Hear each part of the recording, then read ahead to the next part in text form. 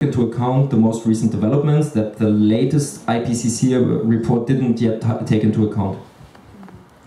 And they say that if there are not immediate changes to the way we produce, consume, and emit greenhouse gases, then we might be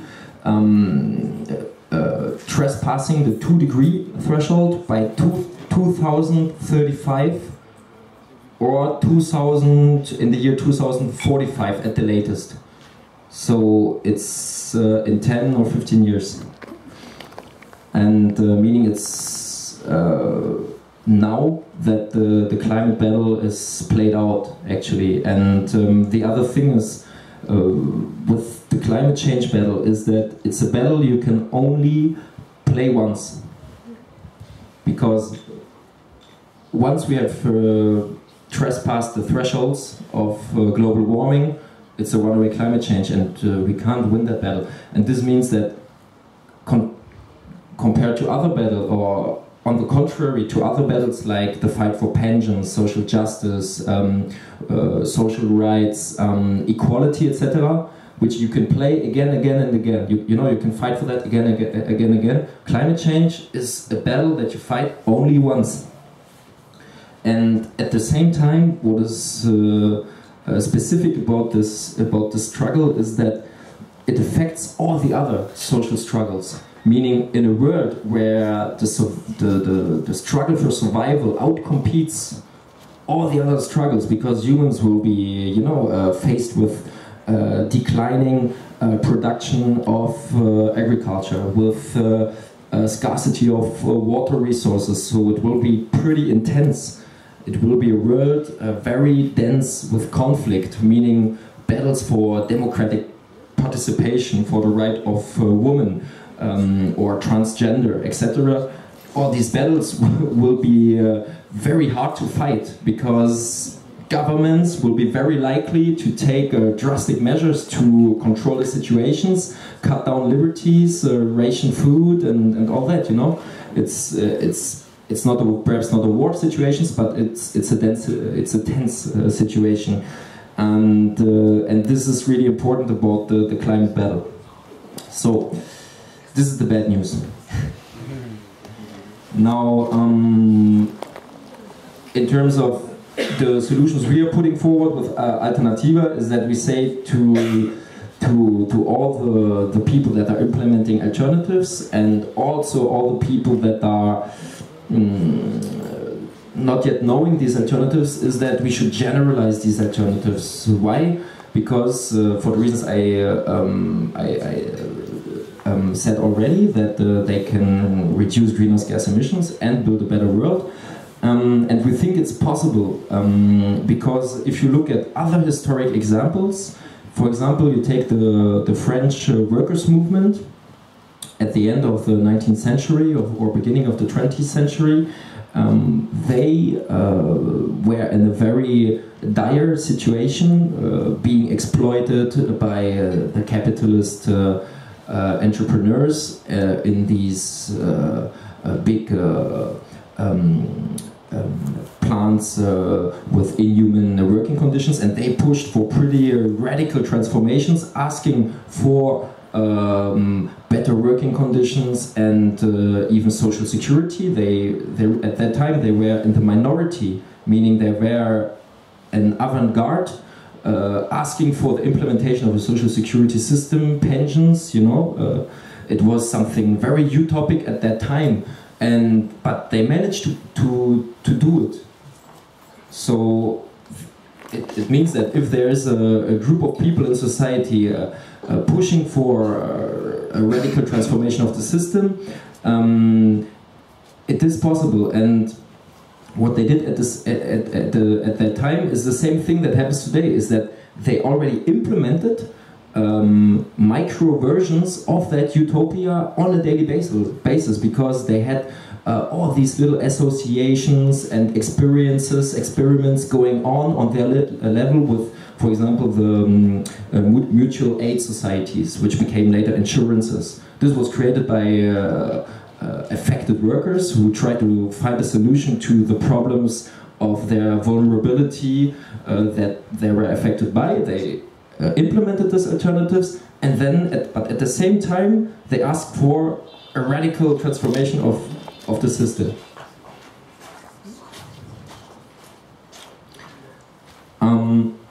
Then the other thing is the COP21. I wanted to talk about that. For ALTERNATIBA, we don't think that the COP21 will be successful in the sense that that state leaders will manage to reach an agreement that will reduce greenhouse gas emissions to a point where we will be below the 2-degree threshold. That will not happen. Why? Because for several reasons. First, if you look at the negotiation paper that is on the table and that will be discussed and decided on in Paris end of this year, the first thing is that the central questions are not even addressed. Meaning, for example, the phasing out of fossil fuels. There's no mention about that. But the problem is that fossil fuels compose 80% of worldwide emission. So they want to reach an agreement on controlling climate change, but they don't even talk about the central problems. The second thing is that states have started to announce their emission reduction intentions. So the US said, yeah, so by 2000 so-and-so, I will have reduced my emissions by so-and-so. And each state did that. But if you add that up, it's insufficient. It's completely insufficient and will not allow us to stay below the 2 degrees threshold. Then the other thing is that the coming into the effect of this treaty is way too slow.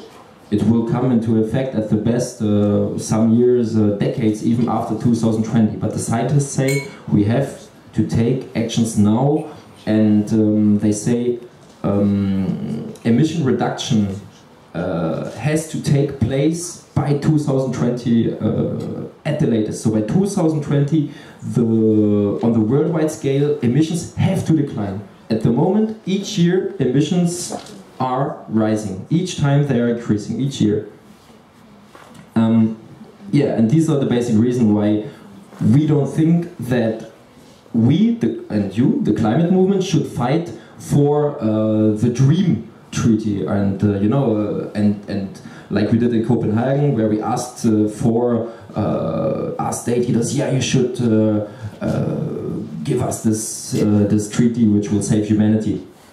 We don't think that this is what is at stake. We still have to continue, push leaders to take ambitious actions, but for us, we think the COP21 is first and foremost an opportunity for the climate movement to strengthen itself, to reach out to new people, to unconvinced people, to people who are not yet aware about the problem. So we have to have massive campaigns and street mobilizations so that we can awaken up other people. And this with a perspective after the COP21. So the COP21 for us is only a first step to strengthen the climate movement for the coming years. I think this is the most important thing, and for us. And yeah, about the, I suppose, Climate Express, you will talk about the different mobilizations that will happen during the COP21, so I will not go further into this. I will just say that ALTERNATIBA will be part of the 3 moments that are the beginning, the opening march on the 29th of November, where we, the people, will go into the streets in Paris and other capitals of the world in order to show what we already have and expose our vision of what the world should look like. Then, in the middle of the COP, on the 5th and 6th of December, ALTERNATIBA, together with the Climate Coalition, will organize the Global Village of Alternatives, which is kind of ALTERNATIBA, but with an international dimension, where you have also solutions of the South.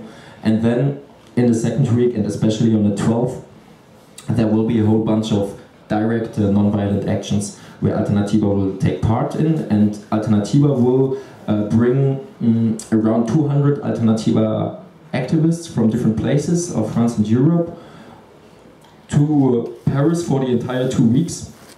And we will live in the district of l'Île Saint-Denis, which is a little island in the Seine, the river, and where we will base, and it's what we call the Quartier Génial, the awesome ALTERNATIBA neighborhood.